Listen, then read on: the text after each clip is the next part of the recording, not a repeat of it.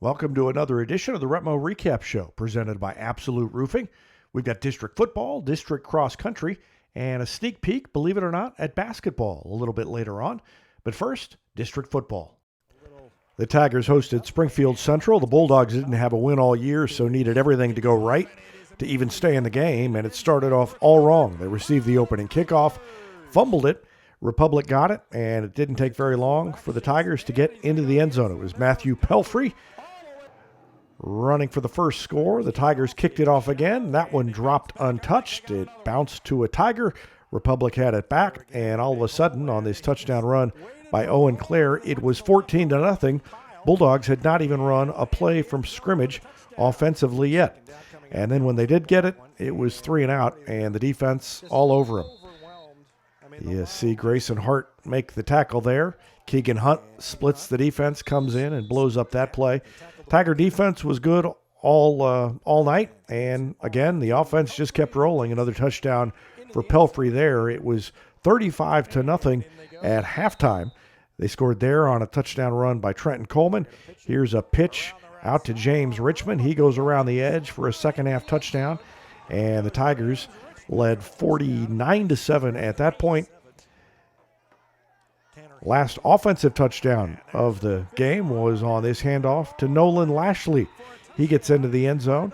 That we thought was going to be the end of the scoring for the night, but turned out Tigers had one more touchdown in them. It was Caden Smith intercepting this pass, rushing it back for a pick six. That ended the scoring, and it made the final 60-7. We got to win. We knew it was going to be that way as a coach. It's hard to prepare for that because you don't know how fast, when to pull guys out. We had guys that were out to start with that were already hurt. And then I saw one of our starters start to limp after 21 points. I'm like, all right, get them out. Here we go. The boys and girls cross-country teams competed in the district race at Bolivar on Saturday. 2 girls qualified for the state meet. That's coming up on Friday. Gracie Trester finished 6th. Catherine Wilson finished 29th. In the boys' race, things didn't go quite as well for Republic. Will Payne was the top finisher, but just outside the top 30 where he needed to be for qualifying for state. He finished 33rd, wrapping up a great season for him.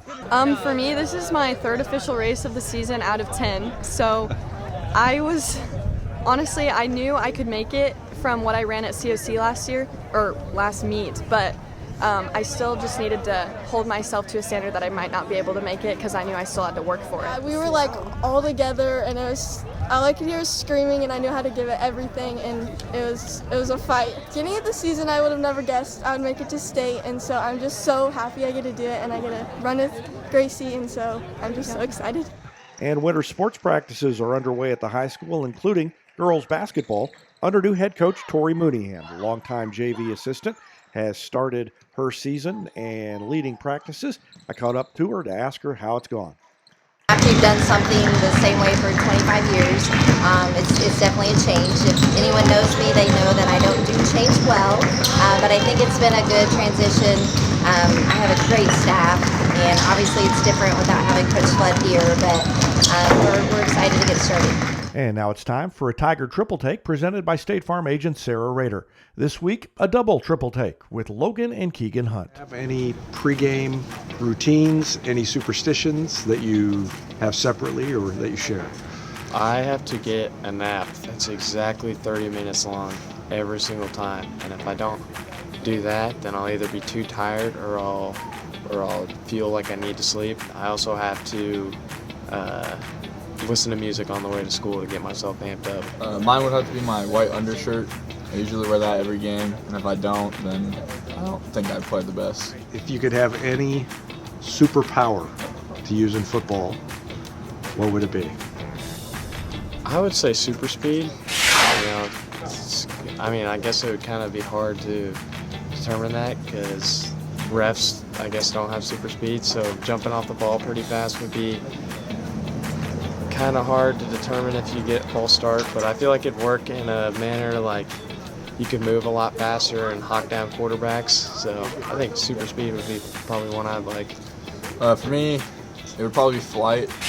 Anytime I saw the ball in the air, I just fly up and go grab it. I don't know. They can't throw the ball, and then our run defense is so good they can't run it. Which two sports would you combine, and how would you play the new sport? I would pick soccer and football, and just because they both use like the field, they just have that thing. And like we play this game in PE, and it's kind of like if the ball falls, you have to kick it, and then you can kick it up to your teammate, and then you can pass it, and that's how we would use play that. Okay. I would honestly just combine all sports into golf. It's like instead of using golf like a regular golf, you have to either throw a football and then you have to switch to the next word, like hit a baseball, kind of like in like an all sports golf. How do you determine the winner of that? Just like golf, it's the least amount of hits or the least amount of times it takes you to get to the hole. I would just that's a winner. All right, that works. Thank you. And that's going to do it for another edition of the REPMO Recap Show. Thanks for tuning in. I'll be back next week with more highlights.